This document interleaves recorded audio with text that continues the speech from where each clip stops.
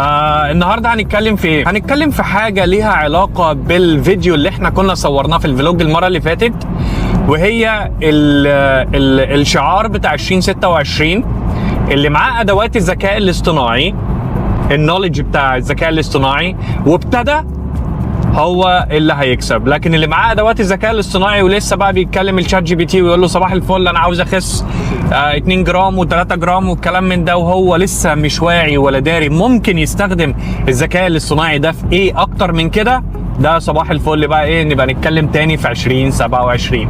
لكن انا بكلم الابطال اللي فهموا اللعبه ومواكبين العصر وبيستخدموا فعلا الذكاء الاصطناعي. اوكي، طيب ليه انا ابتديت بقى وقلت عجبا لكم ايها المصريين، عجبا لكم ايها المشاهدين؟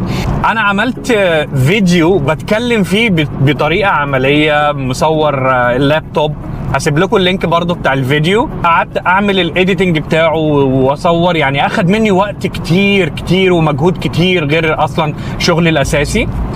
الفيديو لحد دلوقتي جايب ما جابش 50 مشاهده. فيديو الدردشه اللذيذ اللي احنا بنتكلم في الفلوج في العربيه